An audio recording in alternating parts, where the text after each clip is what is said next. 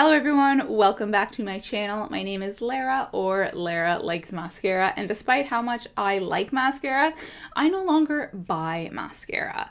I have been on a makeup low buy / no buy for so many years now. This all started back in 2019 when I entirely changed my relationship with makeup consumption and just like overall consumerism. I totally changed my ethics when it came to purchasing products. I mean, this wasn't just about makeup, but makeup is one way that my personal ethic has actually impacted my actions. So this year I am on a makeup low buy. Now this is a change from previous years. Last year, for the entire year, I was on a makeup no buy. The previous year before that, I was on a makeup no buy for about half of the year. Now, my version of makeup no buy looked pretty different than probably what most people's idea of a makeup no buy was, because I still did buy a couple of products. I think I maybe bought like 3 or 4 products over the course of the whole year. And then I still brought products into my collection because friends would declutter them to me or I would be gifted makeup. So it was a very loose definition of a makeup no buy, but because of that, this year, despite having the same approach to makeup, my thinking around makeup consumption has not changed. I decided to call it a makeup low buy because that just felt more accurate with the amount of product that was coming into my life. But in today's video, I wanted to chat all about my tips for a makeup low buy or no buy, how to approach it. Now, of course, this is going to be different whether you are on a strict no buy or whether you have a bit more flexibility like me and it's more of a low buy. But I think that the approach is much of the same because it is about being very, very careful about what comes into your life. And it's ultimately about changing your relationship to makeup purchasing. So with all that being said, let's get into it. So my first tip involves really looking at the makeup products that you have and getting to know your collection better. The overarching idea behind this is to focus more on what you have than what you don't have. I think a lot of what I see in terms of the talk in the beauty community is about makeup that is new to the market, makeup that you need to purchase, something that has never been seen before, whether it's like a new formula or a new shade. And most influencers are all about encouraging you to buy the newest thing, increase the size of your collection. You need this blush, you need this new lip gloss, it's so good. But all of that very much about focusing on new products and products you don't have. And there is so little focus on what you do have. The only kind of talk I've heard about focusing on what you do have is the like looks or trends that have become popular. For example, like strawberry girl makeup, tomato girl makeup, you know, all those big ones that Hailey Bieber started a lot of them. Ballerina, wasn't there something about, no, it was like ballet chic, the clean girl makeup. And of course there are certain products that are kind of affiliated with these looks. I mean, because Hailey Bieber started a lot of them, we think of the Rhode blushes as being an integral part of these looks, but they're not necessarily, right? Like you can really just use any blush in your collection that is red for the tomato girl makeup look. You know what I mean? So in that sense, some of the tutorials around those kind of looks encourage you to just use a product in your collection that is like this. Use a product in your collection that will help you achieve this look rather than you need this product. Oh my God, these YSL blushes are so beautiful. You need this shade. Oh my God, the Rare Beauty blushes are so pigmented. All of this, it's about like, what do you not have and what do you need to bring into your collection? And when influencers are talking in this way, there is no mention whatsoever of the products you already have. It's not like, oh, if you already have this particular blush, then you don't need this one. It's just like, go run out and buy this. You need it. And I think, in fact, a lot of the time, it's exactly counter to this, where people say, oh, if you love the Makeup Forever lip liners, then you're going to love the Rhode lip liners and you should go get them. It's like, no, if you love those, then you're good. Like, you've got something that covers that, you know? Like, you don't need to get something else that is super similar because you have the original. Of course, there are some types of videos that are a little bit different from this. There's like dupes videos where people say, hey, you don't need to go buy this high-end product if you have this drugstore product because they are super similar. But that's not the norm, right? Like, de-influencing videos are not the norm. They are still not as popular as haul videos, and I don't know if they ever will be. And so all of these types of videos that encourage us to buy, it's just like, why do I need to go out and buy this if I already have this whole collection? There's just no discussion about the collection that you already have.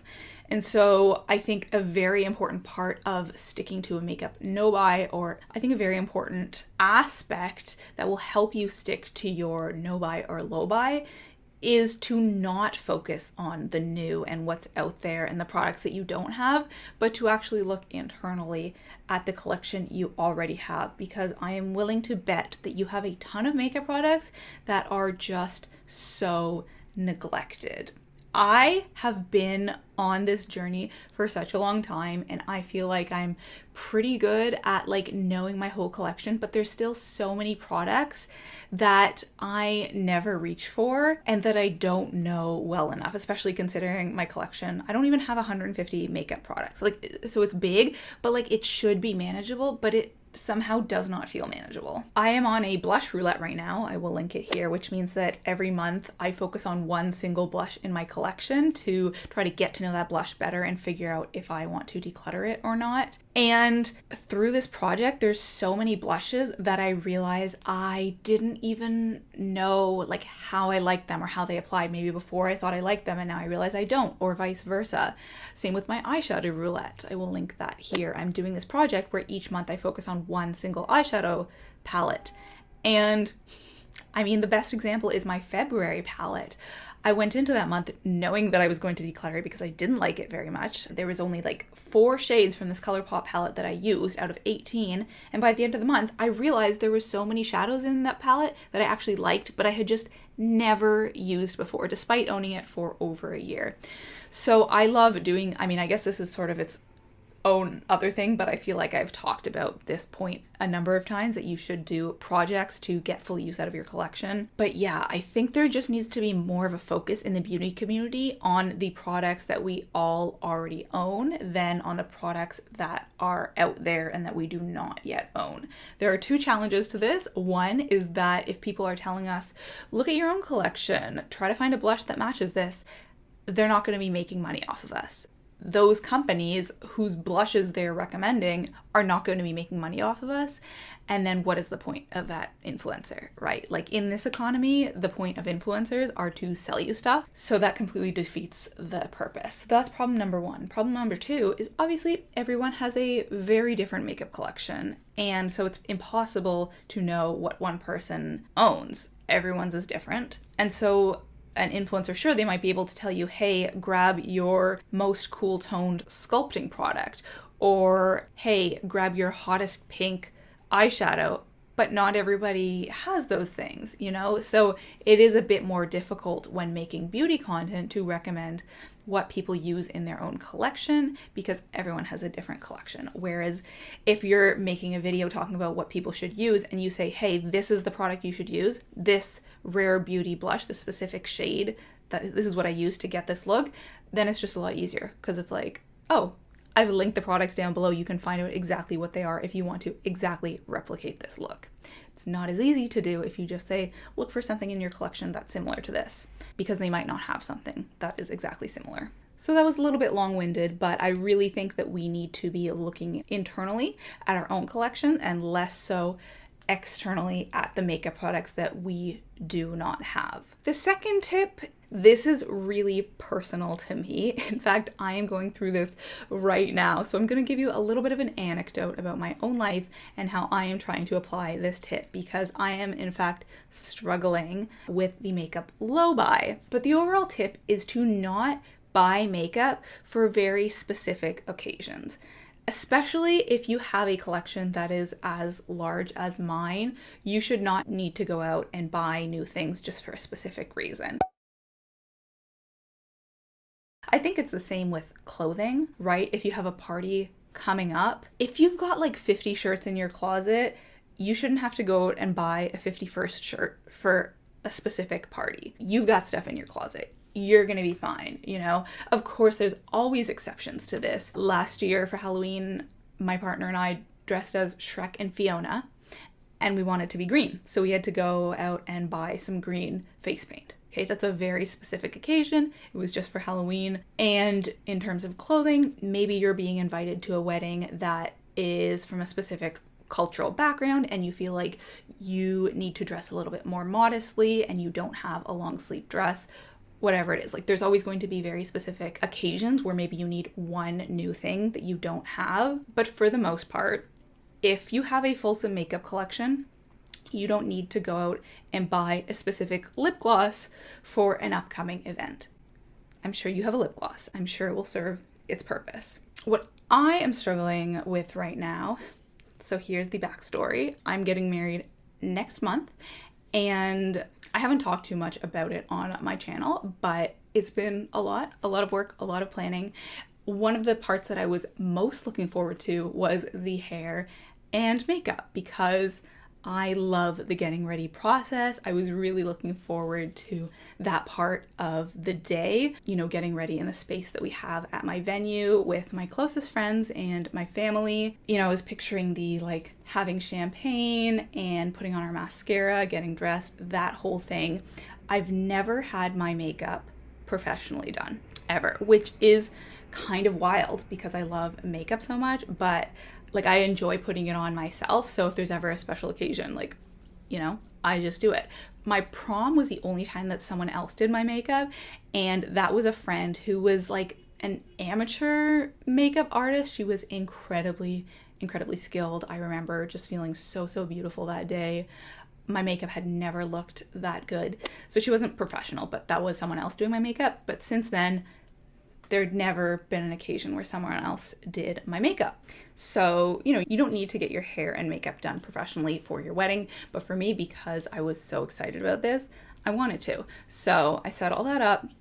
Very expensive, as everything else is with weddings, of course. And there is a hair and makeup trial that most people do. You don't have to. You do pay for it. It is very expensive, but it is recommended just to make sure that you are on the same wavelength with your artists on the day of the big event. So I had that. It's Saturday now, not this past week, but the week before. The hair trial went really well. I was really happy with it. The makeup trial, it was terrible. Yeah, I'm just gonna say it was really bad. I got this recommendation from someone who personally used this company, so I know that they do good work. I think it was a combination of miscommunication. She didn't fully understand what I wanted, but also I guess I ended up wanting something slightly different than I had said that I wanted, which, you know, you don't really find that out until you do it and you're like, oh, I actually don't like that. I would like this better. But she wasn't showing me the process as she was doing it, which in hindsight would have been a good call. At the end of the hour and a half, whatever it was, she put a mirror in front of my face and I was like, oh my God, I hate every aspect of this. There wasn't a single thing I liked. The eyebrows were okay. I'll say that. The rest of it was really bad. And of course I didn't say it like that. I just talked about the main things that I disliked and we tried to like work around it and fix the situation a little bit. But like there's only so much you can do when your full face is done and then a makeup artist is trying to sort of like account for little changes you want to make. It would have been better if she hadn't done the whole thing first. If she had maybe done one side or just the eyes and then we fixed whatever I didn't like. Anyways, that was an issue on both of our parts. And we talked through things and I felt like we figured out what I would like on the day of. But in the week following that trial, I felt less and less secure about that and feeling more and more anxious about the day because I obviously want to feel like the best that I've ever looked on my wedding day, right? Of course, I'm paying someone to do my makeup. These pictures are going to be forever. And I was just really worried that I'm going to be very unhappy with how I look. So I thought about actually doing my own makeup for the day, and that gives me less anxiety than having someone else do my makeup. So I think I'm going to end up doing a big part of my makeup myself. There's no good solution here, but I obviously am not a professional makeup artist. So this past week I have been watching a lot of videos about bridal tutorials, if you're doing your own makeup yourself. Some things I feel like I really need to work on, like my, sculpting and contouring. Tried baking recently, cut crease. I've been trying to up my eyeshadow game, but there are certain things that I feel like I need that I don't have in my collection that I would need for the wedding day. And I'm really trying to push against this desire because I know it's not real. I have a concealer that's medium coverage. I don't need a concealer that is heavy coverage just for that one day. I don't have a bronzer stick. I just have my e.l.f. Halo Light Wand in the contour color. I don't need a contour stick just for that day. But the issue is all of the makeup tutorials I've watched, they're using products that I don't have, and I feel like my makeup would be better if I did have those things and if I was able to follow those tutorials to the letter. So I'm still really struggling with this and trying to figure out how I can feel like I have everything that I need on the day of while not going out and purchasing a full face of products just for one day, because that, completely goes against all of what I talk about on this channel. I know it's not necessary. I know it's not going to make a big difference if I have another concealer that's a little bit more heavy coverage, but these videos are making me feel like I need that. And this wouldn't even be an issue if I had been happy with my makeup trial, because I wouldn't be buying new makeup products. Someone else would be doing my makeup. So today my look is actually the base. I was practicing my base for the day of. I was baking a bit. I was trying to do a bit more of a contour, and I think it turned out well. I definitely need more practice, and obviously I haven't done my eyes or eyeshadow at all. And all of my skin products are pretty medium coverage. I don't have anything that's heavy coverage, and so that is worrying me a little bit. But again, I don't need to go out and buy all new heavy coverage products just because I don't have that. A lot of the time when I see these baking videos, they will do a really, really light, heavy-duty concealer underneath, and then they will really bronze up the edges of the face. I do not have a super light concealer. I just have a concealer that fits my skin tone. And I don't have a ton of bronzing products because I don't love bronzer. And I don't want to go out and buy a new liquid bronzer and a bronzer stick just for the one day. So, I'm working through this as well, but I'm just trying to remind myself that I do not need new products just for one day. If I would have bought these things anyways, then that's fine. For example, if I'm running out of my e.l.f. Halo Light Wand and I do want to get a bronzer stick to replace that, and it just conveniently happens that that is finished in time for my wedding day, then I think that that is fine.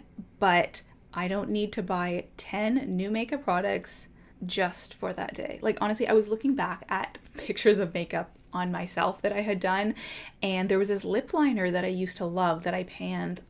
Was it last year? It was either 2023 or 2024. And I was like, damn, I miss that lip liner so much. I don't have it. Should I go repurchase that lip liner because I want to wear it on the day of? No, I worked so hard to pan that product. It's probably going to be a struggle again if I repurchase it. And I don't even think that brand was cruelty free. So like these tiny, tiny differences, I am feeling like they are going to make all of the difference. And I just have to keep in mind that they're not. I can do my own makeup. I can work with what I have, and it's going to be okay. This next tip might be counterintuitive, but it is to avoid sales. Don't let makeup sales be the thing that gets you on your otherwise successful makeup low buy or makeup no buy.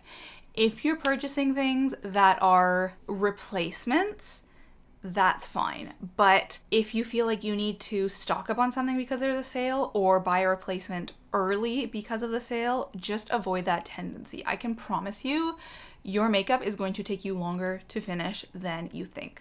As an example, I have this brown eyeliner that I have been panning for years now. It has been in my project pan, I think in 2023, 2024, and 2025. And I'm really getting down there. I'm really impressed with myself, and I think it's probably going to be done in the next couple of months. Again, keeping in mind, it's probably going to take longer than I expect, and I shouldn't be surprised if it takes until the end of 2025.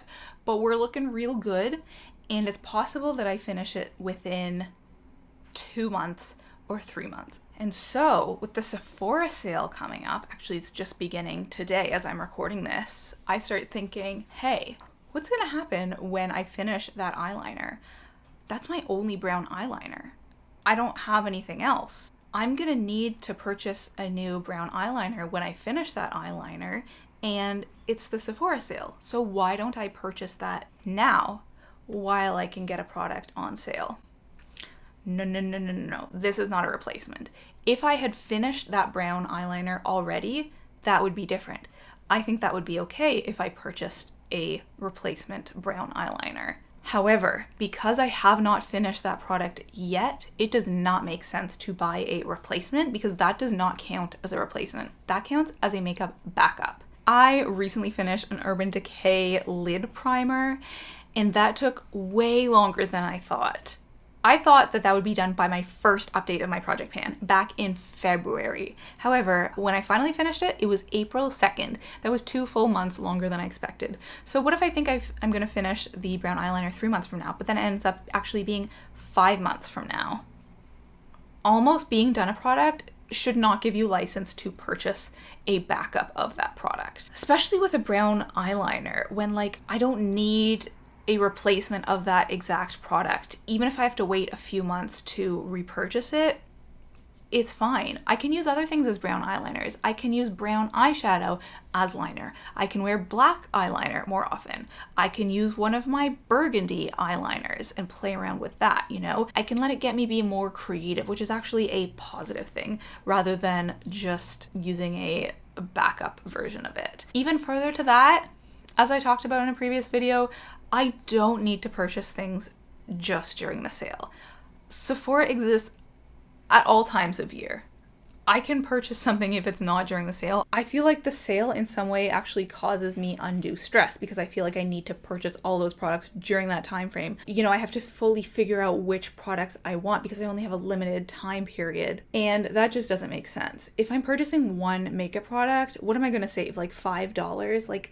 It's okay. I shouldn't let the sale cause me extra stress and cause me to actually purchase products that I might not have otherwise, or that I might have purchased 6 months later. Even with this wedding stuff, if I do decide to make 1 or 2 product purchases, I don't want to feel like I have to make those decisions right now, because then I may end up purchasing something that I wouldn't have otherwise. Whereas 3 weeks from now, I will have realized that I have a product that I actually can use in a way. Maybe I don't have a liquid bronzer like I see in all of those videos, but I can actually use a powder bronzer in a very similar way, and so I wouldn't have purchased that product at all.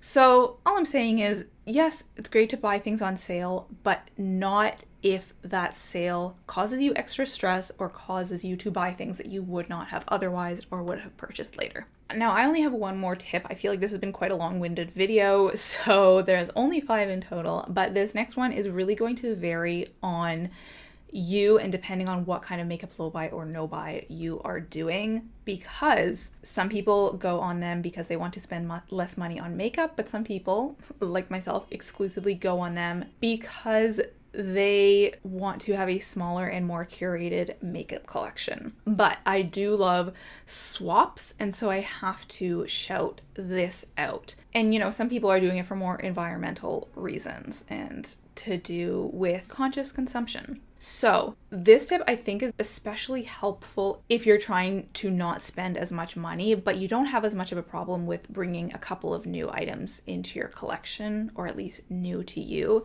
And that is to find other ways to bring makeup into your collection that is not directly through purchasing.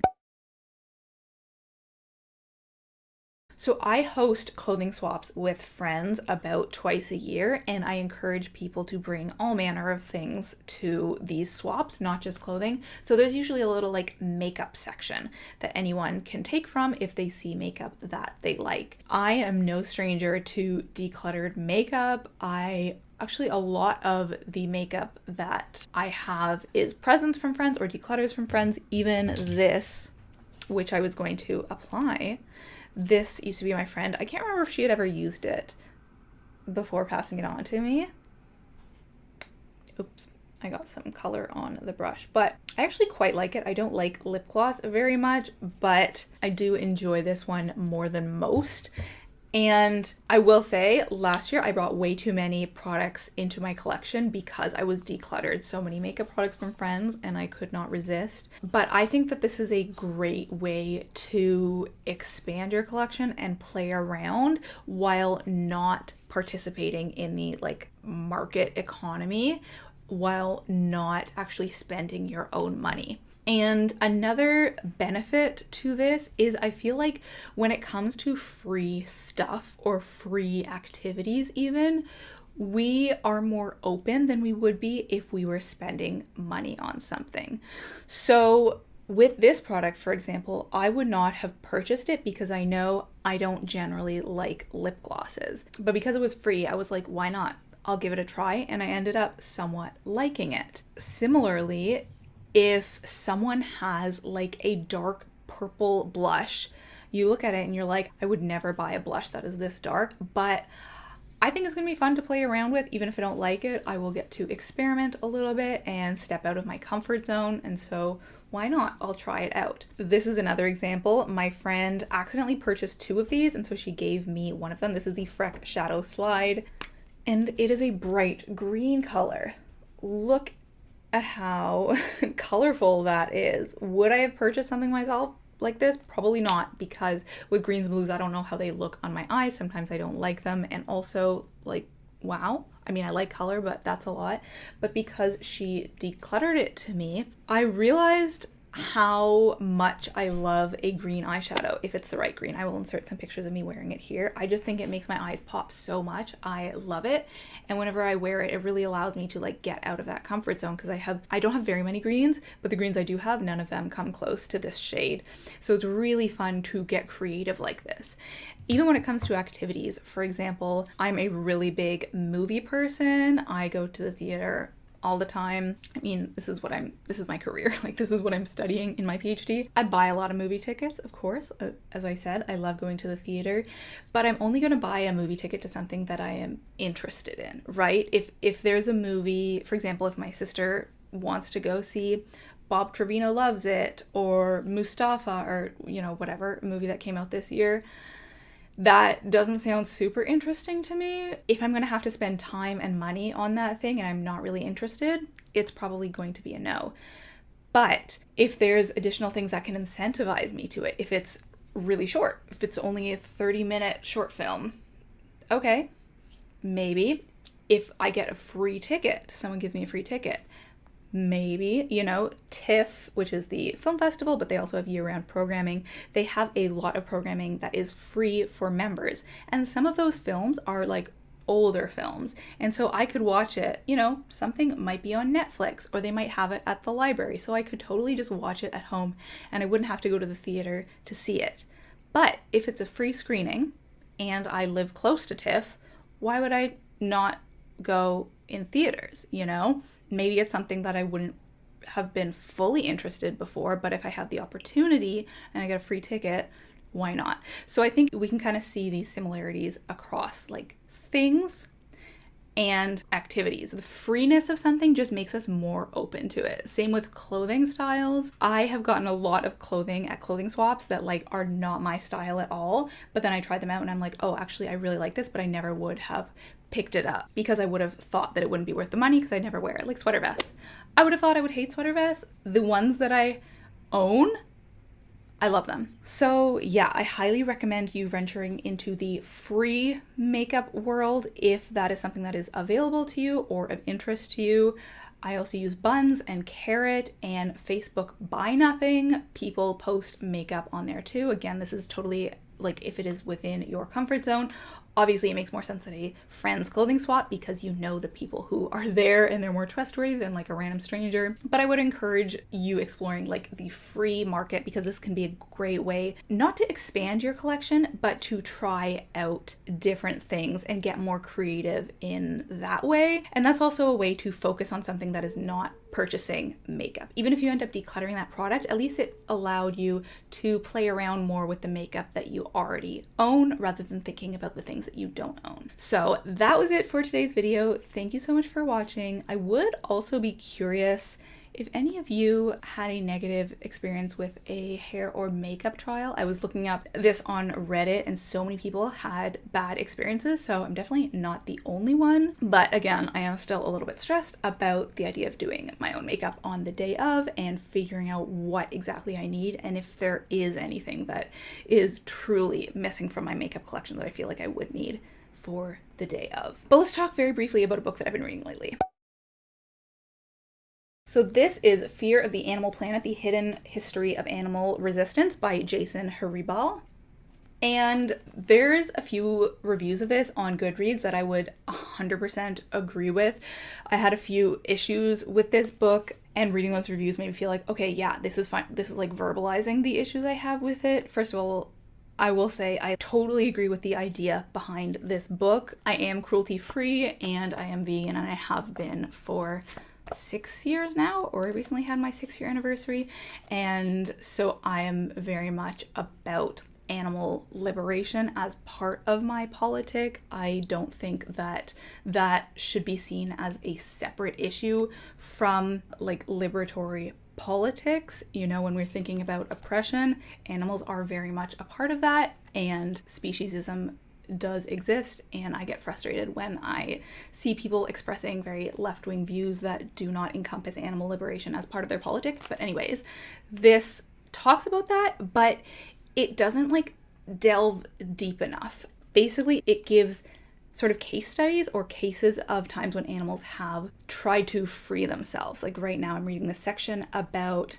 orangutans and great apes and how they manage to get out of their enclosures in zoos. It is actually remarkable. They figure out electricity, and so when there's like a hot wire, you know, it hurts if you touch it. They figured out how to turn that off.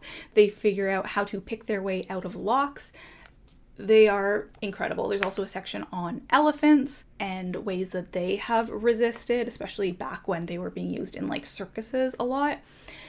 But the issue is it's more like examples, one example after another example after another example, rather than talking about the actual psychology of animals and resistance. Like he doesn't tie that aspect into it at all. It's not academic enough, I think, is my issue. But it is super interesting. I just wish that it went further and also tied it up in a larger scale of like animal liberation politics and how it is intertwined with the liberation of people as well. So interesting, but not excellent. That is it for today's video. Thank you so much for watching, and I hope to see you next week.